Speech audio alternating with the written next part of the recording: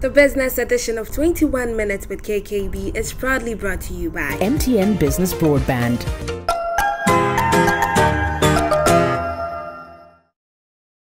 First National Bank, Bank of the Changeables. The Makers Electronics Company Limited, large and in charge with quality but affordable home appliances and consumer electronics. It's time for today's show. Thank you for making time to join us. This is the business edition of 21 Minutes with KKB. My name is Kwabena Kyenkyenhene Boateng, and as you already know, we try as much as possible to bring you a lot of scintillating conversations that you would want to hear about, things that ordinarily you wouldn't know. You see, when you see people succeeding or you hear the success story of people, you think they just got up one day and they became successful. You have no idea. So today I have a very important guest. She has done quite a lot in a rather short sphere.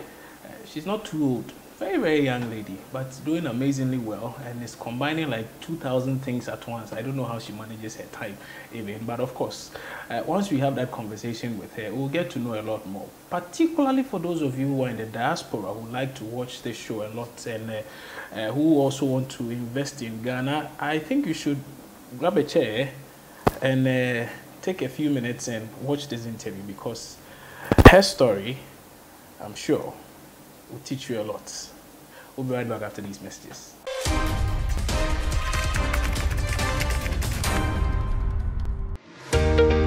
When we connect, everything is possible. Whatever seems unreachable becomes even closer. Building partnerships, redefining the norms. Because when we connect, being there becomes possible, and new ideas come to life. Stay ahead and stay connected with MTN Business Broadband. Superior internet solutions that drive your dreams. Sign up today on broadband.mtn.com.gh or call or WhatsApp 0244 308 111.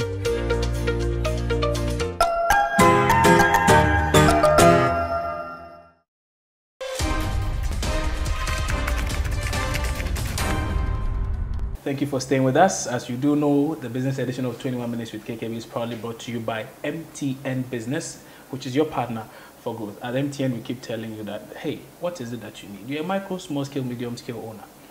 You need to focus on doing the business. Allow MTN to handle all the other things. So from your data to your text messages and all of these things you have to do with the clients, just sign on to the MTN SME Plus package and you have no problem. You have nothing to worry about.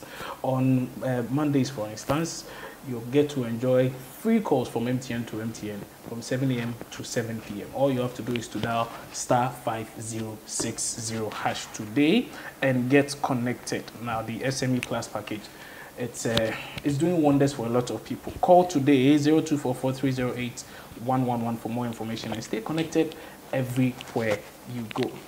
The show is also brought to you in partnership with First National Bank Ghana. It is the bank of the changeables. And listen, between now and September of 2022, listen, make the switch to the bank of the changeables today. Switch to First National Bank, and for the next 3 months, enjoy fee-free banking. What more do you want? Again, the process is very simple. You can visit any of their branches in Accra, Kumasi, or Takoradi, or call the number 0242 435 050, and they'll be very happy, more than happy, to send one of their friendly business bankers to you to start the switch process. First National Bank, how can we help you? Of course, the Makers Electronics is also supporting us, and they keep telling you that listen, we are in a new year, there's a lot happening. Spec up your room a bit, change a few things, change your TV sets, change all of these gadgets. Let the old, stay with the past year and start something new. So walk into any of their branches scattered all over the country and grab a gadget today. Anything you want at hugely discounted prices. My name is Kwabena Kyenkyenhene Boateng. Let's start our conversation. And this lady I'm going to speak to, like I keep saying, is someone who has done a lot, even in a rather short period in this life. She's not old, but I think she's quite bold, because for some of the things I see her do and I read about her do, I'm like, okay, if I had this kind of bravery when I was that young, I think I would have gone far. So I'm not surprised she's going far. But hey, let me hear a story right here. Cassandra, good to see you. Good to see you also. And thank you for agreeing to do this. How have you been? I'm good. I know you've been very, very busy this festive season and the like. How was it? It was crazy, but I mean, just trying to balance everything. We were able to manage expectations and also get things rolling. So it's been good. It's good you mentioned trying to balance everything, because I know you are doing like 2,044 things. You are what, country director for Guba? You are a CEO. You are a motivational speaker. How do you manage your time in all of this? I think for me personally, it's just having the right people help and support you. As far as with my business, I have a store manager who I know I can depend on when I'm not around, if I have to handle other things. So just that good balance for me, and having a great team to support is very, very key to be able to stretch myself out and do other projects as well. I see. Yeah. I see. Let's start with your journey so far. I mean, I read a bit about you suggesting at 18, that's when you started business. I'm like, oh. Yeah, I would say earlier on, because even through middle school, high school, I was selling and just little bits, maybe selling candy at school just to make a profit. And then when I was in high school, I started a clothing line. There be me fiachum me yepeska. I see. Yeah. So back in the day, even when you were relatively younger, much younger, say what, 10 years? 12, 13. But it also stems from watching my mom do business my whole entire life.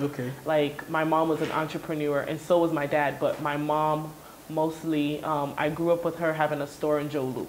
Like a provisional store. Yeah. So just watching her hustle. She's also done seamstressing. She also used to have a company where they would make clothing. So just seeing the different avenues and watching her balance everything was a source of inspiration for me growing up. Okay.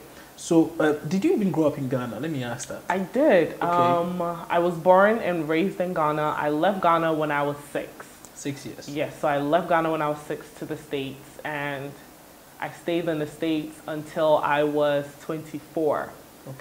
And 24, 25 is when I came to Ghana for the first time. Yeah. And that was just like during the Christmas festive season.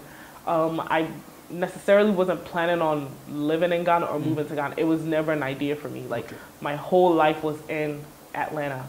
So it was just, I'm here, I'm having fun. Then COVID comes and everyone is at home. Then I'm like, you know what, let me just go back to the spices business, the shito business that I used to just do while I was in college. Okay, it's good you've mentioned this. We'll pause here and go back a bit. So at a young age, say 12, 13, thereabouts, you are buying a few things and selling even amongst your classmates and the like. And then at 18, you decided to do something quite major. What was that? That was to start a clothing line. So my best friend Nadia, she was running for Miss Ghana. And with Miss Ghana USA, so you have to raise funds. So she came up with the idea of, why don't we sell something to raise the funds for her to be able to compete. So we started then doing bow ties, and then it extended to handbags and just little things that people can easily wear and also purchase from us quickly. So that's basically how it started. It started with my best friend Nadia. Did it work out? Was it a lucrative business? It did. It worked out for the time being that at the time we didn't realize that we were actually doing business. It was just to raise funds so that she can compete. And then she ended up competing and placing. So it wasn't something that was sustainable for us, because it was just to get by, you know, just to get by. So from that level, then what? What did you move to? from that, I would just do small business. I started with the spices and the shito. Okay. While I was in school, I remember my mom makes the best shito ever. So I would get her to make me shito as I would go off to school. And then when I would get to school, everyone would want some of the shito. And I'm like, okay, let me start selling the shito that she's made me, because she would make me loads of it. You're not Kwebu? No, I'm not. Both sides of my parents are from Achimota. I kid you not. Okay. I kid you not. Yeah, so I was selling that, and like within a week, I would come back home and I'm like, oh, me shito nasa. And she's like, like my bucket of shito. Yeah. And I didn't tell her that I was selling the shito. Yeah. So she would make me another one, and then I'll go and sell it. And then she was just like, no, like something is going on, because I like shito, but I don't eat shito the way that the shito was just going out. So it got to a point where she didn't want to make it anymore. Like, she was just like, no, I'm being careless with it. She didn't know I was actually selling the shito. So then I was forced to actually start making the shito to sell, because the demand was so high, and I wasn't able to get my mom to make it for me to rebottle it. So then I started making the shito with my roommate and one of my close friends, Cindy, in our dorm rooms on a small little pot, like a electric stove. Yeah. So after class... This was at which age? This was, I want to say 19, 20. Okay, so you probably were in the university? Yeah, in college, okay. In America. What school in America? Yeah, Gordon. Okay. Yeah, Gordon State. So we would make it in like in little pots. Yeah. We would make it in pots, and then we would cook it, and then we would resell it. So she would help with that. But didn't the people notice the difference in taste and the like? No, because I always watched my mom cook. I knew her formula. It's just that making the shito was such a long process that I just never wanted to do it. True. But I was forced to do it. Yeah. So that's what happened. Interesting. Okay. So now you've gone on to do shito business. Shito business is doing quite well. Then what? So after the shito, finished school, and then I decided to just be a property manager. Okay. So I got a job. I was working 9 to 5 full time, and that's during that period is when COVID hit. Okay. So once COVID hit, I was still getting paid from work, but I wasn't really working because the whole country was on a shutdown. So for me, I was just like, you know what? Let me just go back to the basics to make extra money, because I know everyone is home and then everyone is hungry. Yeah. So why not? So then I started the shito business again with Cindy, the one that I was doing it with in school. So we were making it, and during that period, I didn't expect for it to blow the way it did. I never planned on living in Ghana. Right. For me, Ghana was like a retirement plan. Like, okay, maybe 50, 60, nah, like, I'll move back to Ghana. But it wasn't something that I planned on actually doing. So as the company grew, the shito business, we ended up getting a warehouse. We had different places that we were supplying to. We were supplying to a lot of stores within the U.S. And in Canada. Our products were also in UK. So we were expanding, and I wanted to add different product lines. So I was like, you know what? I want to do neat fufu. I want to do benku. I want to do palm oil. I want to package Kobe really presentable, where people can walk into the stores of Walmart, Food Depot. These are like our high-end grocery stores for Americans. They don't carry African products, and I would want made in Ghana products to be there. So I sought it out to have the best packaging, and that's what I worked on. So I ended up trying to figure out how to go about that. I got in contact with a lady who said she can help me. She was already helping me with the Canada products. So I'm like, okay, why not? And that's how... Was she also based in the U.S. or perhaps in Ghana? She was in Canada. She was in Canada for school, yeah. She had just recently got there. So I had employed her for her to help out with the shito business, because we were expanding and different countries needed it. And then I also wanted to have different agents in different countries to supply. So little did I know that she was basically going to scam me, and I wouldn't have the products that I had dreamed of, that I told everyone about, that I promoted and marketed. It was almost 6 months of just trial and error. So for 6 months, you kept pumping money into a dream of yours to package powdered fufu, powdered plantain, powdered banku, and the like. The idea behind that was that made in Ghana products need to be on the shelves, because we tend to go to our African grocery stores, and the way they package things is very distasteful. So for me, packaging was correct. I wanted good quality products.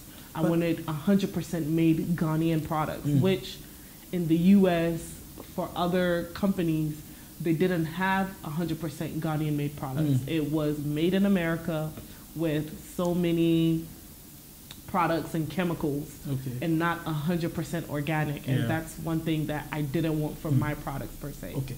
So, but you had gotten in touch with someone. The person had promised to get you something. The person had failed on a number of occasions to deliver, yet you kept sending more money. Why? The reason being, because I was blinded,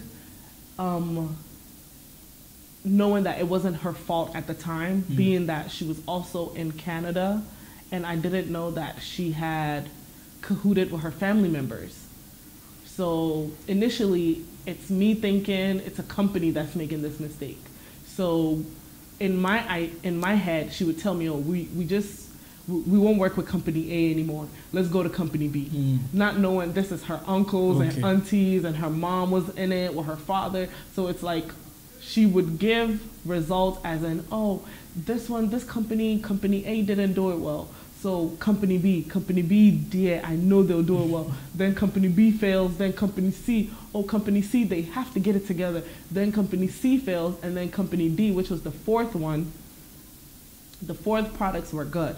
Come to find out, she had bought a company in Ghana's products, sent it over,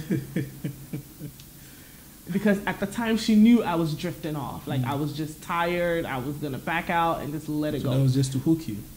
So once I got the fourth samples, and I'm like, oh, okay, this is really good. Feedback was good. Everyone loved it. And I'm like, okay, you know what? Now it's time to actually make the heavy investment, put in as much as I can, do a container, ship it over, and then distribute. So that was the whole idea, you know. How much did you spend on this project? Roughly a lot. A lot. I don't want to mention the figures because I don't want someone to even sit somewhere and think I had that money and I wasted it. Was it in the hundreds of thousands of dollars, or the thousands of dollars? I wouldn't say hundreds, but it was a lot. Close to $100,000. No, not close, but it was around $100,000. It was a lot. Okay, it was a lot. It was a lot of money. It was a lot of money. So you've lost all of that money? Basically, yeah. And come to find out, I didn't technically lose the money. They just never did the work, so they pocketed the money. So it wasn't as if. So company A, company B, company C was essentially were auntie, uncle, grandmother. Father. Yes, basically. So they were doing test and error of the products, and I ended up buying equipment, and they were.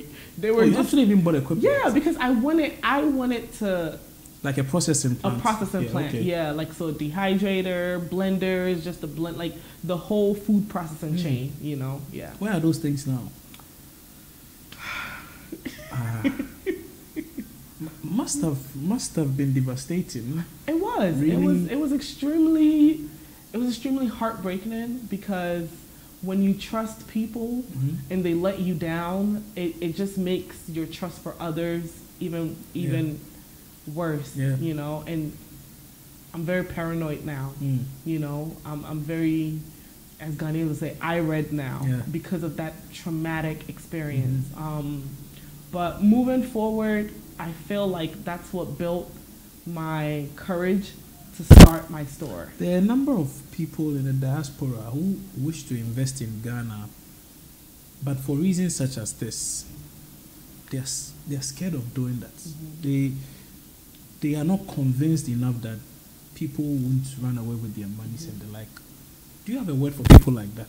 How are they to get the returns on their investments should they wish to invest? Because you're not here to, know what's going on. For me personally, I think in any business, whether in the U.S., whether it's in Ghana, whether it's in Nigeria, you need to be present.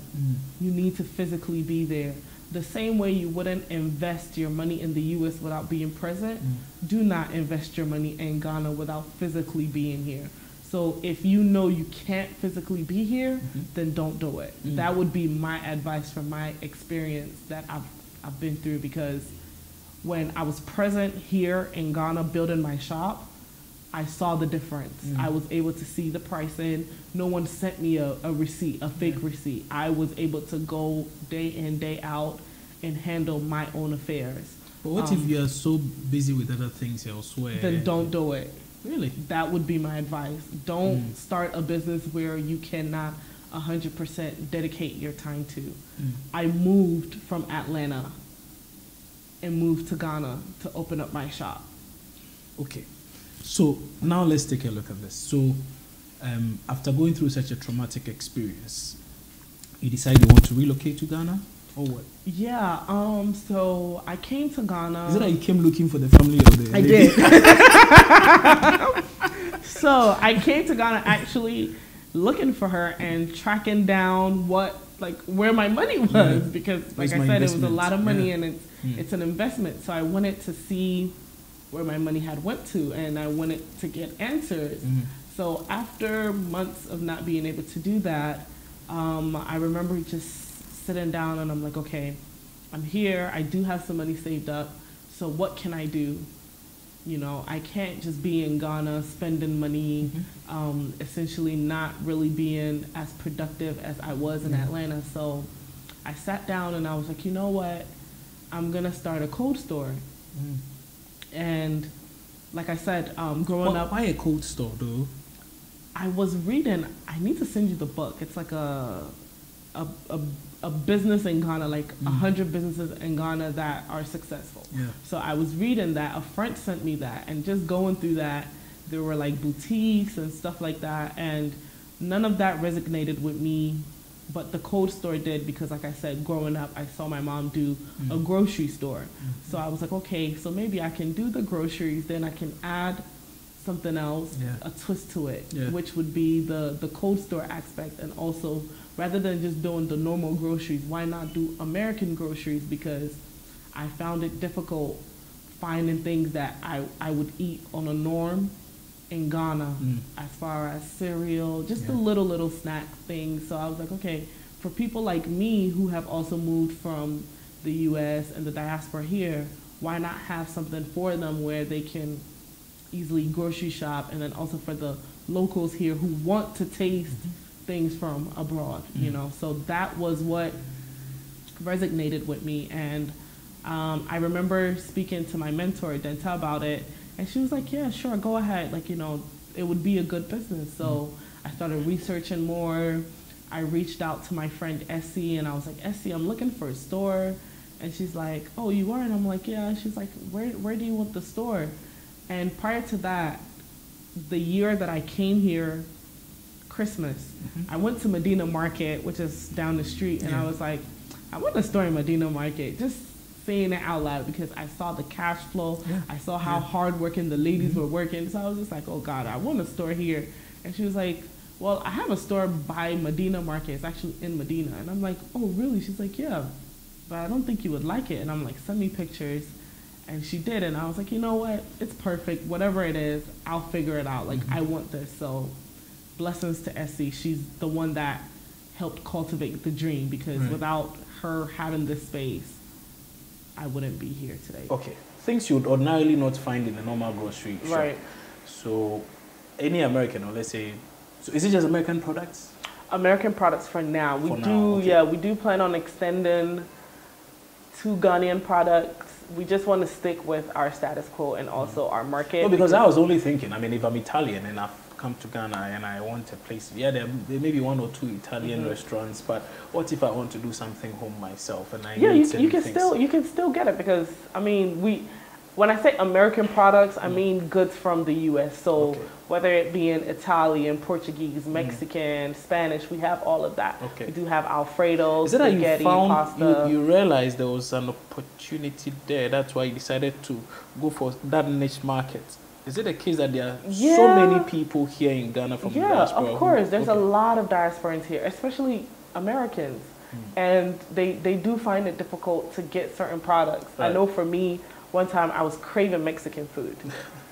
And all I wanted to do was make Mexican food. And I couldn't find tortillas. I couldn't find the minced meat. So these are just little things that remind you of home. And sometimes even a meal can just make you satisfied rather than just flying out just to go and get it. You can just come to Faustina's Cold Store, get whatever you need, the American goods, the frozen meats, and, you know, make yourself a meal.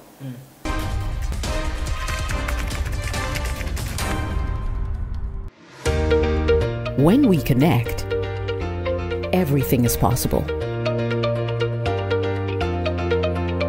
Whatever seems unreachable becomes even closer. Building partnerships, redefining the norms. Because when we connect, being there becomes possible, and new ideas come to life. Stay ahead and stay connected with MTN Business Broadband. Superior internet solutions that drive your dreams. Sign up today on broadband.mtn.com.gh or call or WhatsApp 0244 308 111.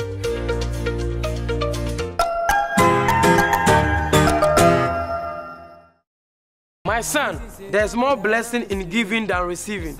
When you fear for you and Kobo the makers in The pneumatological aberration of the Lord revealeth unto me this night that me and my household should go out into the world and bless the world. My name is Papa Makers. You're from the Grandpa Makers. My name is Junior Makers. Me Dean the Mama Makers. My name is Senior Makers, and I'm here to give you some very good news. The Makers Electronics Company Limited is giving you up to 87% in this festive season. This is what I call quintessential immaculatability. Go and tell Mom and Dad about the Makers Blessing Attack promo. We at Makers, we believe in the number 7, which stands for perfection. Future Makers, Taifa Burkina Highway, Amasa Maizongo Junction, Ashama Valco Flat, Kumasi, Makers, Hinema Kokobe, Southern Atakrade, Efie Kuma number 9 Market, Fre 055-222-2253, Anna 055-222-2254. Merry Christmas!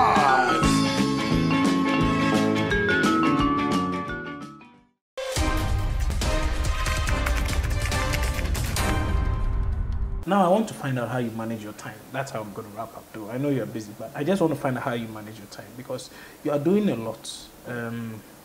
I saw you in the diaspora conversations at the other time. You're on the panel talking and motivating a lot of young people also. Very, very commendable. You helped plan the Guba stuff in Ghana recently. Yes, the Guba Awards, yeah. And then we also just had the Guba Tours. By the way, so how did Denta come into the picture? I see you do a lot of stuff with her. I've known, that's Big Sis, I love her so much. So I've known Denta for some years now. We were introduced by a mutual friend, and I then joined on the Guba team and then worked myself up. So that's how essentially we connected. So you're a country manager now for Guba? For US. For US, okay. Project manager. Project manager, okay. Yeah, for US, yeah. So essentially, how do you manage all of this? I mean, these are the things I know. I'm sure there's a lot more perhaps you do. Yeah. Mind sharing if you know? I'm still doing property management. Like I said, that's essentially my 9 to 5, quote unquote, and other little businesses that I wouldn't want to. So how are you able to manage all of that? and also still have an eye on your store? Because you say now, I clear. You're checking everything. Yeah. I think for me, it's just balancing everything, and then knowing your schedule and knowing your time. I'm very, very schedule orientated. I know that, okay, today I have this and this to do, and I don't need much sleep. I'm the type of person I can get 5 hours of sleep and I'm okay. Well, 5 hours is a lot of sleep. It is. Oh, okay. Excuse me. I didn't know. I thought. No, but I know people that are sleeping 9 hours, 8 hours. 5 hours is a lot. Is it? Yeah. Okay then. Okay. We'll see. Oh, then that's okay. So at least 5 hours is okay for you. Yeah, 5 hours. I wake up early. My mornings are usually I usually wake up early. Now that I have a store, either I'm going to Tema chasing people down for my money, or I'm looking for other products to add. You know, just different things. But just having a schedule and sticking with it. You know, as you said, we had an appointment today, so yeah. I made sure, okay, this is the time, from this time to this time, I'm here. Then after, I'm there. So it's just a thing of balancing. Oftentimes they say, you bogus, when you come to town to invest and do all of these things, it's because a number of you have political ambitions. Okay. Is that the case with you? I don't know, is it? I mean, I would say no, because my business isn't funded by politics. It's funded by my hard work and my intelligence and my savings account. Granted. So I don't think I'm doing anything. Are you looking to enter the political sphere? I don't know. Am I? There's a question I don't know. I don't know. You tell me. You're the one asking. I never say never, because I can wake up tomorrow and decide. No, but I mean, it's not really about never saying never. It could, from what you say, you're someone who is deliberate about things. Right. You plan things. Right. Perhaps you don't say it out loud, but you plan them and you try and execute them over a period. And so I'm asking, is it part of your plans to do politics in Ghana? It is. It is. It is. You want to be an MP? Which constituency? We'll leave that. We'll discuss. We'll discuss. Which party? Why an MP? No, I'm just asking. I don't know. Some say that's the fastest way of helping people. No, I don't believe that's the fastest way of helping people. I do projects that aren't out publicized, you know. But you want to do politics? I do want to do politics. So, I want to help people, but so what, I don't what do you want to do in be, politics? That's what I'm trying to figure out now. Okay. Which party though? Must I tell? Oh, I mean, sharing is caring. I don't know. You know what? I'm studying both just to see where I fit. Are you a social democrat, or you are someone who believes that, you know, we should allow people to work and make money? I do believe we should allow people to work and make money. All right. So I think she's NPP then. I am not. I am not. Please, I beg you. I beg you. I beg you. I beg you. I see. Let's not tag That's fine. That's okay. That's okay. I mean, I haven't signed up for any political party in Ghana. Oftentimes in Ghana, what I realize is people are very binary. They are not very open-minded about the prospects. It doesn't matter whether the person is QRC or PPP or CCC or whatever. It's about the person's ability to help and contribute to society. Yeah. So, I don't see anything wrong. But I'm not MPP. Regardless. And you know, I come from a family of both, actually. Okay. Yeah, because my dad was NDC assemblyman in Odan, and Warsaw. So that side is heavy NDC, and then my mom's side is heavy MPP. So you are yet to decide. And here I am in between both. Except that you are closer to your mom. You even named your store after your mom. But I have a business that is about to be named after my dad. Okay. Yeah, so you are playing both sides. Yeah. Okay. What is that one word you'd have to say to a young, like I said, at 18, with your decision to even do what it is you did? I think is very commendable. A lot of ladies at 18 are thinking of the new wig on or wig or whatever, how to look good. They are now essentially trying to style their hairs and do all of this and makeup here and there, parties here and there. Not to say we shouldn't have fun, of course we should, but you were more business oriented at the time. What is your advice to a lot of younger folk? You're 28 now, 27? Hey, no, 28. Why are you just... No, I'm just asking. You know, in Ghana, you don't tell your age. Really? Yeah, because then they start to calculate. Then they're like, oh, she's too young for this, and you know. Doesn't matter. Eventually, you're going to do politics. You know your age. You'll be so surprised. No, but my point. So essentially, this is a question. I mean, what is your advice to younger ladies like yourself, who perhaps may still be trying to figure out what to do with their lives? Have an end goal. For me, like you said, I'm very calculated. I know exactly what I want, and I know when I want to execute things. So have an end goal. Know that if I'm doing this, this is where it would get me to. Be determined, be focused, be hardworking. I can't stress that enough. Nowadays, people don't want to work hard. People think I just woke up and I just did a store. I worked hard. I worked extremely hard. I put in years of sacrifice, almost 10 years in business. And that's one thing that people tend to forget. Like, oh, I didn't just start off with the store. I've been doing business for almost 10 years now. And also saving, you know. If you're not able to save, you won't be able to start a business or just do anything in general. So don't spend so much. Have a budget on everything. Save as much as you can. And then I will always say, always have an end goal. Know that when I start here, this is where I want it to end. So that's what I would tell them. I see. Cassandra Ntiamoah, she calls herself the African Prodigy. Why that name though? My name is Prodigy. So the African Prodigy. So I am the African Prodigy. Okay. Yeah, so she calls herself the African Prodigy.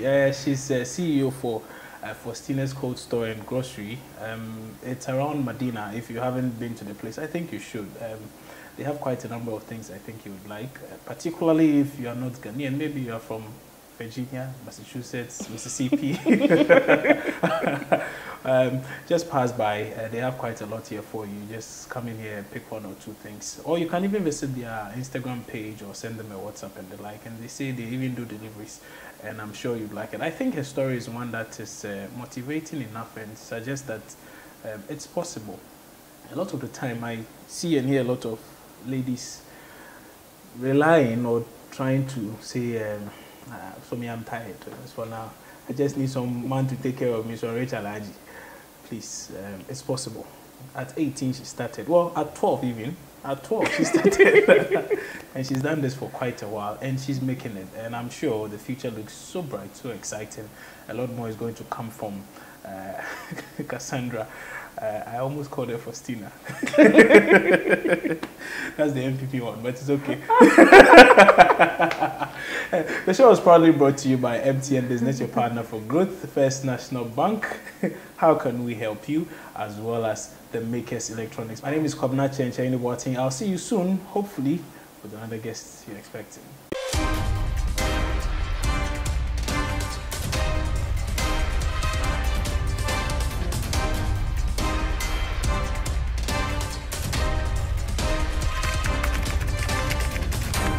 The business edition of 21 Minutes with KKB was proudly brought to you by MTN Business Broadband.